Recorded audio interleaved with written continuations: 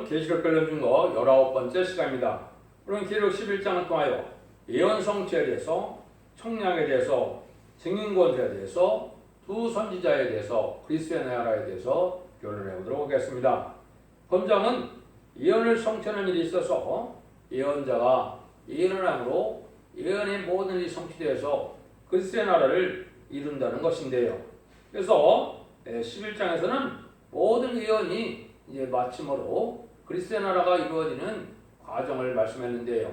이제 계시록에 보면 다른 천사가 7장에서 등장했고 또 10장에서 다른 천사의 역사가 있었고 이제는 11장에서 이제는 그 예언이 성취되는 역사를 뜻했는데 전선전반에 다시언의 사명을 감당하는 종을 통하여 예언을 전하게 되고 예언의 말씀대로 하나님께서 이루어지므로 결국은 세상을 심판하고 그리스도의 나라가 이루는 것이 하나님의 말씀을 이루는 뜻이다. 이렇게 보시면 되겠습니다. 그래서 다시언의 사명자는 모든 예언서 계시록을 하나님의 뜻대로 완전히 변론하게 되므로 변론대로 이제 재앙이 오고 변론대로 심판하고 변론대로 구원의 역사가 오는 과정이 어떻게 진행되느냐, 이것이 이제 이거 11장의 내용이 되겠습니다.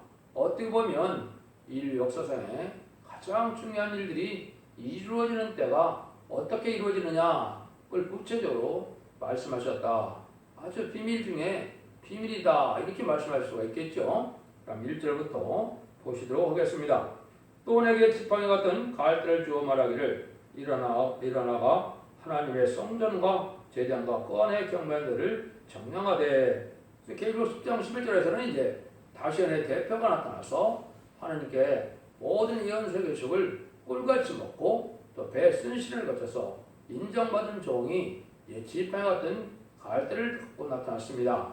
이것은 성경 여러 군데 스가랴 4장 10절에는 다른 줄의 말씀이라는 하셨고 스가랴 2장에서는 청령줄이라는 말을 하셨죠. 또 아모스 7장 7절 8절에서는 또 다른 줄의 말씀이다 이렇게 말씀했는데 이것은 하나님께서 모든 예언서 계시록에 심판의 기준이 되는 성경의 올바른 변론의 해석을 뜻했다 이렇게 보시면 됩니다. 이 말씀으로 뭐를 하라 그럽니까? 하나님의 성전과 제단과 하나님의 경배들을 청량하되. 청량의 대상이 있는데 청량이라는 것은 이제 이것이 바른가 안 바른가, 얼마나 큰가 작은가 이거를 보는 것이죠. 청량의 자체는 완전한 신학의 단체를 이루어가는 역사를 뜻한 겁니다. 그런데 성전과 제단간의 경배자들은 상달되는 호소와 예배를 드리는 자에게만 해당이 된다 이 말입니다. 상달되는 호소와 예배를 드리지 못하는 자는 청량의 대상도 아니 되는 겁니다.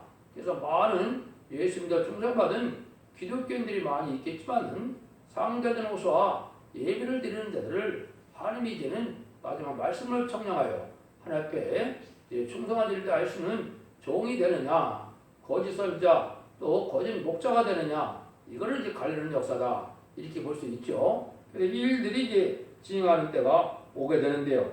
이것이 이제 중요한데 그러면 청량은 어떻게 진행될 것이냐?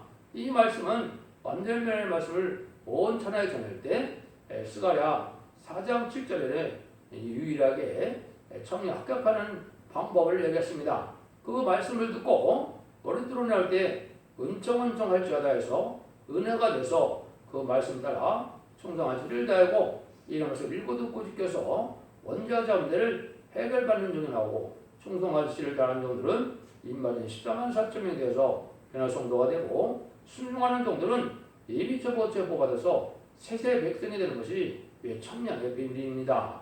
이것이 유일하게 청량에 합격하는 자들이고 그렇지 않은 자들은 이제 어떻게 하냐? 이사 30장 10절 보면 선결하지 말라. 미가서 2장 6장에서는 예언하지 말라. 이렇게 이제 하나님의 말씀을 전할 때 예언서 계시록을 듣는 것을 듣기 싫어하고 이거를 배척하는 자들은 이건 청량에 합격하지 못한 것이죠. 이것은 환란에 빠져서 이제는 모계를 황충할 때 계룡을 닦겠다. 후 3년 만에 짐승의 표를 받는 이제 후 3년을 빠져서 짐승의 표를 받을 수밖에 없겠고 받게 되면 심판의 대상자가 되고 멸망의 대상자가 돼서 멸망할 수밖에 없는 겁니다. 이것은 한마디로 어떻게 이 세상을 말씀 통일로 이룰 것이냐, 이거는 하나님께서 인정한 그 성경의 해석을 변론 권세 역사로 나타나게 해서 진리를 먼저 통합하는 것이 하나님의 첫째 목적입니다. 그래서 지금까지는 이제 성경을 좀 잘못 전해도 하나님의 죄로 여기지 아니하시고 우리 주님을 구세주로 영접하게 하면 성신을 부어줘서 중생의 역사가 있기 때문에 하나님의 성전이었지만은 인간적으로는 그렇지 않다는 것이죠. 2절입니다. 성전방마당은 청량하지 말고 그냥 두라. 이것을 이방에게 주었음도 너희가 거룩한 성을 40날 동안 짓밟으리라. 이걸 통해서는 이제 성령을 해서 교회를 하나님께서 이제 참된 교회와 거짓 교회를 가리겠다. 이것이 이제 교회 통일인데요. 첫대 교회와 바벨 교회로 이제 나눠지는 겁니다. 세상에 수많은 교회가 있다더라도 이는 두 가지로 분류될 수밖에 없는 때가 왔는데요. 첫 번째는 사무엘은 호수와 예배를 드려서 마귀를 이겨나가는 첫대 교회와 마귀의 흑암에 빠져서 후삼자문에 빠져서 여기 말한 것처럼 42날 동안 짓밟힘을 하는 짐승의 표를 받는 교회로 나눠지는 역사다. 이것이 결국은 이제는 후 3년 동안에 알곡을 모아서 여기에 합당하지 순종치 않는 데는 후 3년만에 빠져서 짐승의 표를 받게 되므로 멸망케 된다. 이렇게 볼 수 있는 거죠. 그러니까 그 일들은 어떻게 역사가 되느냐. 3절입니다. 내가 나의 도중인에게 권세를 주리니 저희가 굵은 벼슬을 입고 1260일을 예언하리라. 도중인에게 권세를 준다. 이것이 이제 인류 역사상 가장 중요한 시점이라고 볼 수 있는 전산점의 구원의 역사입니다. 내 도중인에게 권세를 준다. 하나님의 말씀 권세, 심판 권세를 줘서 하나님의 예언대로 모든 일을 성취시키는 모든 하늘 권세, 땅 권세를 다 받는 증인이 2명이다. 이 말이죠. 이거는 이제 알파 역사는 율법 시대는 이제 모세와 아론이 대표로 쓰임 받았습니다. 은혜 시대에서는 이제는 베드로와 바울이 대표적인 사도인데요. 이제 환란 시대는 이 두 증이라는 것은 이제 하나님께서 특별히 인의 권세를 줘서 인을 칠 수 있는 종과 이제 그 역사를 이제는 사명을 하기를 동서양의 대표를 뜻했다. 이거는 여기는 두 증인이고 스가랴 4장 10절에는 두 감람 넘어 두 가지가 기름을 낸다. 이거는 하나님의 정말의 역사에 크게 쓰일 종을 뜻한 것인데 이것이 바로 이 시대의 시대적인 사명자고 주님의 대행자, 하나님의 대행자로 쓰임받을 종을 뜻했는데 결국은 360일 동안 이제 전성년의 역사로 모든 군역사를 마칠 것을 말씀하신 것이죠. 그래서 이제 굵은 벼슬을 입은 것은 회개 역사를 뜻한 것이니까 마지막 인간들에게 회개를 주는 기간이 되는 겁니다. 이때 회개에서 첫대교에 입맞은 자가 되든지 첫대교의 성도가 돼서 예비처의 보호처에 뽑아서 새시대 백성이 되든지 새시대 지도자가 되든지 양당 간에 두 가지로만 구원받는 역사가 본격적으로 진행되는 역사다. 그래서 42년에는 전선의 역사를 이렇게 다 말씀한 겁니다. 그래서 이건 사명적인 결합이 있기 때문에 여러 가지 성경으로 예표도 또 더 들 수도 있는데요. 아까 말한 것처럼 모세가 아론이 쓰임 받았고 여호수아 갈렙이 쓰임 받았고 또 구약 성전이 회복될 때는 여호수아와 스룹바벨이 쓰임 받았죠. 실질도 근데 두 중의 권세를 주는 것은 성경의 마가복음 3장에 보면 야고보와 요한이었죠. 그다음에 은혜 시대는 베드로와 바울이었다. 그러니까 이런 걸 본다면 이제 사명이라 멸종을 뜻했는데 문제는 인의 권세 받을 종이 있어야 이 역사가 진행되겠죠. 단일주의 진종의 역사를 이렇게 간단히 아시면 될 것 같습니다. 그러니까 이런 일이 이제 진행되면 전선점에서 마지막 하나님의 역사가 진행되는 역사죠. 이 역사를 간단히 뭐라 그러느냐 4절에 보면 이는 이 땅에 주 앞에 섰는 두 감람나무와 두 촛대다. 이게 이제 중요하죠. 두 감람나무는 이걸 한마디로 그냥 이만희 시방 4.0의 왕권을 받은 단체다. 이걸 이렇게 비밀스럽게 얘기한 겁니다. 하나님의 말씀은 모든 게 거의 다 비밀이기 때문에 하나님의 뜻을 헤아리지 못하면 인간의 머리로서는 생각을 낼 수 없는 거거든요. 그래서 이거는 이만희 시방 4.0의 왕권 받은 변화성대 단체다. 이렇게 보시면 되거든요. 두 첫째는 이 그 사명을 감당할 교회를 뜻했다. 이 말이거든요. 그래서 이거는 7교회, 7첫대, 금첫대 여러 가지를 계속 일정한 설명을 드렸는데요. 인간의 끝을 맺는 역사로서 기독교의 모든 것을 끝을 맺어서 새 시대에 왕국권들을 하는 교회인데 그 첫째라는 말은 이 세상에 마귀의 흑암이 덮일 때 흑암을 뚫고 나가는 그런 역사다. 이걸 그래서 첫째라 그런 겁니다. 예수님도 말씀하실 때 뭐라 그래요? 낮에는 일할 수 있는데 꼭 밤이 오리니 일할 수 없게 된다. 이렇게 말씀하셨거든요. 이거는 만민의 흑암이 덮일 때니까 이때 권세 받은 종이 아니면 하나님의 삶을 감당할 수가 없는 것이 잠선연반이거든요. 이것이 이제 설득의 역사다. 이렇게 이제 또 간단히 그냥 이해를 하시고 넘어가시면 됩니다.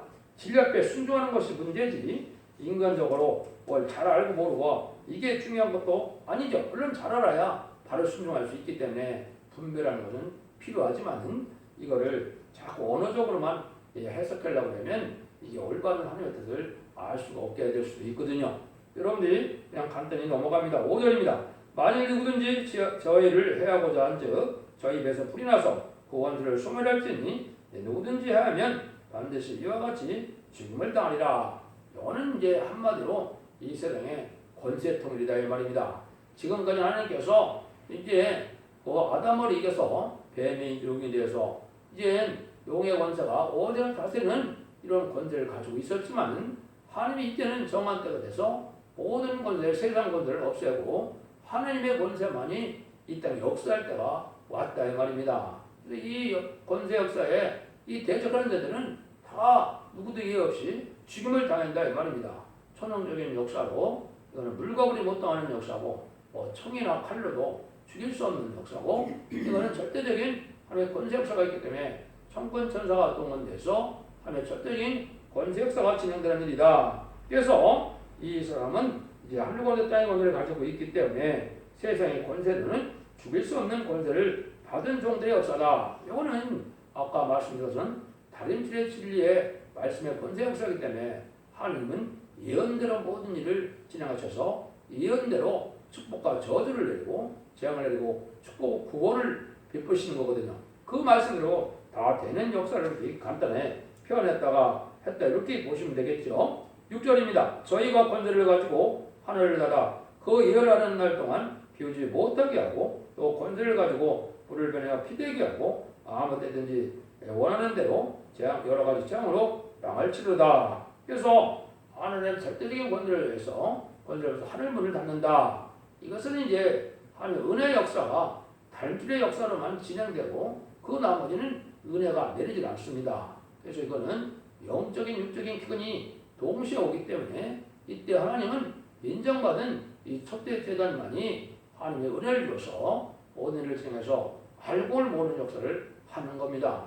여러분들이 이걸 받아들이기가 실제는 어렵겠지만 정한 때 가서 진행되면 이렇게 진행될 수밖에 없습니다. 그래서 여러분들이 진리를 잘 분별해줘서 은혜가 내는 상달된 호소와 예배를 드리지 못하는 사람들은 뭐 아무데나 예배 드려도 똑같겠죠. 그렇지만은 상달되는 호소와 예배를 드리는 자들은 이것을 하나님의 격동하는 것을 느끼기 때문에 상달되지 못하는 예배를 드리는 자들은 아주 답답함을 알게 되는데 이거를 깨닫지 못하면 영계적으로 어둠에 빠졌다 이볼 수 있는 것이죠. 이것은 그런 권세 역사로 해서 하나님의 절대적인 이러한 하나님의 은혜 역사가 한 재단을 중심으로 따라서 인마진 14만 4천 명의 교회성들이 일으키는 재단이다.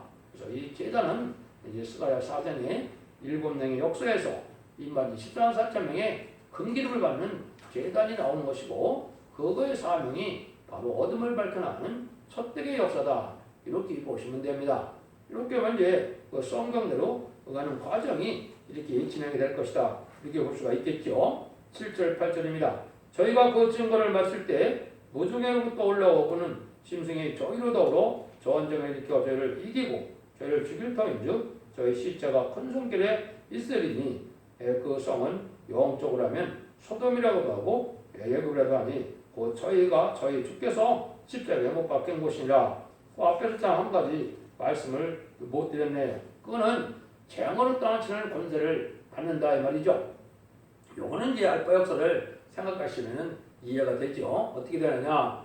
애굽 땅에서 종살이 하던 이스라엘 백성들을 이제는 모세를 보내서 10가지 재앙으로 바로를 굴복시키게 되죠. 그런 거나 마찬가지로 절대적인 권세 역사로 재앙을 땅을 치는 자유로운 권세를 줘서 마지막으로 이제 복음을 듣지 못한 공산당 지역의 택한 백성들 구원하는 역사를 하게 됩니다. 이것이 이제 전산전 만에 마지막 5개월 황충의 난 때 일이 이루어지는데 그때 그러한 권세를 가지고 이제 하나님의 택한 백성을 마지막으로 인도해서 예비처로 인도하면 이 세상의 구원의 역사가 끝나는 것이고 그것이 천선의 역사가 끝나는 겁니다.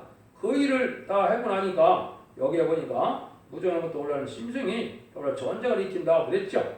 여기 이제 중요한 의미죠. 전산자문이 끝나면 사명이 다 끝났기 때문에 이제 심승의 세력을 하나님 또한 허락을 해서 마치 하나님의 종들이 이제 진 것처럼 되는데 이거는 14만 4천 명에게 해당이 됩니다. 이것은 하나님의 모략간에 진홍되는 것이고 이것을 소돔이라고도 하고 해부했다는 것은 심판받아 멸망할 세상이다. 예수님 십자가에 못 박은 곳이라고 그랬죠. 이것이 이제 제약된 세상을 받은 거죠. 이런 세상에 대해서 알곡을 다 모았기 때문에 나머지 세상은 이제는 재앙을 받게 되는데 문제는 저희 시체가 이제는 죽음을 받은 시체가 있다고 그랬죠.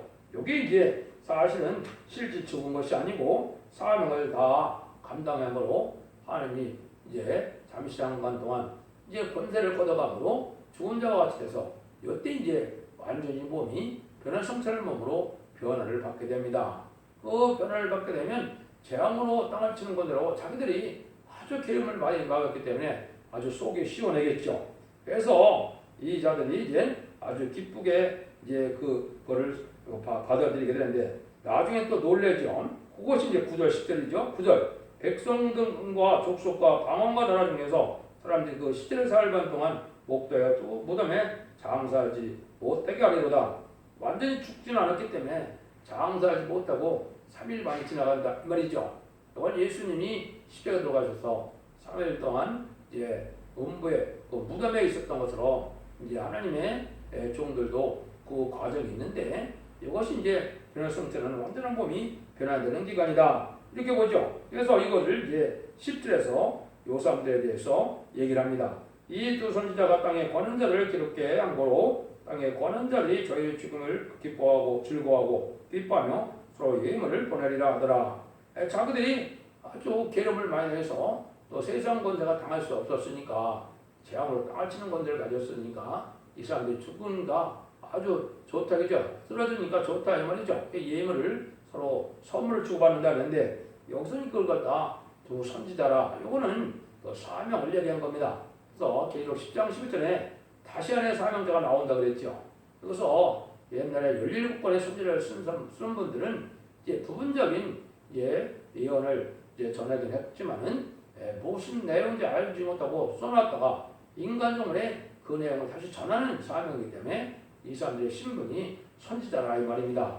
지금까지 마가다락방에서 또 택한 백성을 이방인을 구원시켜서 회개시킴으로 중생받게 하는 것은 사도적인 사명이고 마지막에 한일의 다시의 사명은 두 선지자의 사명이다. 이 두 선지자는 바로 14만 4천 명의 다시안의 선지자의 사명이다. 그래서 선지자는 기록하는 사명과 전하는 사명이 있는데 실질적으로 전하는 세계적으로 전하는 사명은 바로 이 14만 세통의 변의 성도다. 그 중에 대표가 이 두 증인과 두 선지자다.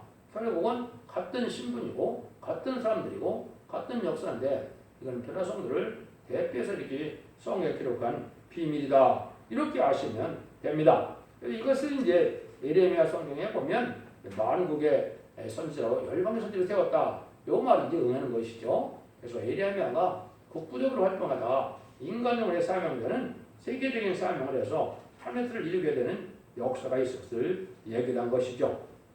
이런 일이 진행되는데 이제 11절에 보면 3일 반 후에 하나님께로부터 생기가 저희 속에 들어가면 저희가 발로 일어나서 구원자들을 크게 두려워하더라. 여러분 아무리 사랑하는 부모님이라도 죽었던 사람이 살아나면 아주 기겁을 하게 되죠. 근데 이 많은 10만 4천 명이 쓰러졌다가 일세살하니까 얼마나 두렵겠습니까? 이 두려운 일이 벌어요. 이날이 이제 휴거되고 이제 하나님 공중 강림하시는 예수님을 영접하는 날이 되는 겁니다. 온 세상은 깜짝 놀라겠죠. 그 일들이 여기 지금 그래 하는 겁니다. 그래서 크게 두려워한다 이런 말을 썼죠. 이때 이제 완전히 변화신처럼 몸으로 변화돼서 주님이 공중 강림해서 이제는 큰 들을 치죠. 그게 12절이죠. 하늘부터 큰 음성이 있어 이리로 올라오라 함을 저희가 듣고 그걸 타고 저희가 올라가니 저희 원수들도 구경하더라. 이 금정에 있어서 공중간에서는 예수님이 이리 올라오라 이 청청병력들 소리를 듣고 올라가니까 세상은 얼마나 두렵겠습니까? 하늘로 변화돼서 올라가는 것이 여러분들이 고대하고 고대하던 바로 이게 휴거의 날인데 이것이 이제 이루어질 날이 얼마 남지 않았다. 전선년만이 시작돼서 전선년이 끝나는 날이니까 이걸 지금으로부터 보면 약 2024년 정도로 생각이 드는데요. 날짜와 시간을 알지 못했지만 하나님의 예언 성취로 봐서는 이것이 임박한 때다. 전선년에 들어갈 날이 가까운 때 우리가 살고 있기 때문에 이런 일이 있을 것이다. 근데 여러분들이 이제 고린도 15장 51절 52절이나 데살로니가전서 4장 16절 17절에 보면 이제 죽은 자들이 먼저 살아나고 우리들도 변하여 공중에 재림하는 예수님을 영접한다. 이렇게 얘기했죠. 이게 바로 그 말씀이 성취되는 날이고 기독교 역사상 가장 기뻐하는 날이다. 이렇게 볼 수 있겠죠. 여기 영웅에 동참하는 것이 인류 역사상 가장 복받는 사람들이 되는 것이죠. 이 과정만 해도 어떤 은혜를 받아서 어떻게 이런 은혜를 받을 수도 있고 이런 은혜를 받을 수 있냐. 그것도 제가 변론에는 자세히 성경 말씀을 수없이 찾아서 이 변론의 은혜를 받는 과정과 변론자는 과정을 변론해 놨습니다. 여러분이 촛대기에 쳐들어가면 홈페이지나 카페 블로그에 자세히 이 말씀을 예언을 증거성을 참고하시면 되겠습니다. 시간 관계상 다 설명드릴 수가 없기 때문에 그냥 넘어갑니다. 현재 13절 이후죠. 그리고 13절 그 시에 큰 지진이 나서 성 10분이 무너지고 지진에 죽은 사람이 7천이라 그 남은 자들이 두려워하여 영을 하나님께 돌리더라. 이 날이 이제 휴거가 되면서 이때는 3세대가 일어납니다. 이걸 비밀스럽게 적어놨기 때문에 잘 알 수가 없죠. 큰 지진이 난다. 그건 병군데 3세대를 뜻하는 것이고 성 10분이 무너지고 지진 죽은 자가 7천이라 이것도 비밀스럽게 말씀한 것이죠. 이것을 계시록 9장 10절 15절에 보면 열흘씩 가서 3세대가 지나면 실질적으로는 전 세계 3분의 1이 죽게 되어 있는 전쟁이죠. 이것이 이제 일어나게 된다. 이 전쟁에서 이제 공산당 세력으로 후상전멸에 들어가는 이제 짐승의 수정통 치기가 아니고 짐승의 표를 받는 기간이 되는 것이다. 이렇게 이제 아시면 됩니다. 그래서 요 말씀에 응하는 과정은 계시록 9장 10절 15절이니까 그걸 참고하시면 됩니다. 14절에서 18절입니다. 둘째 화는 지나갔으나 보라 셋째 화가 속히 이르렀다. 일곱째 천사가 나팔을 불매 하늘에 큰 음성이 나서 어르되 세상 나라가 우리 주와 그 그리스도의 나라가 있어 되어 그가 세세대로 왕노로 하시리로다. 아니 하나님 앞에 자기 보좌에 앉은 이스라엘 장로들이 엎드려 얼굴을 대고 하나님께 경배하가로되 감사합나니 옛적에도 계셨고 시방도 계신 이 하느님 주 하느님 곧 전능하시니요 신이 큰 권능을 잡으시고 왕노로 하시도다. 이방들이 분노하여 주의 진노에 임하여 죽은 자를 심판하시며 종 손자들과 성들과 또 부른 데 서고 주의 이름을 경외하는 자들에게 상 주시며 또 땅을 많게 하는 자들을 멸망시킬 때로소이다 하도다. 이게 이제 일곱째 천사가 순지에 나팔을 분다 요 말을 하셨죠. 이게 이제 마지막이죠. 일곱째 천사가 나팔을 부면 무슨 일이 벌어집니까? 대접장과 하마겟돈이 오죠.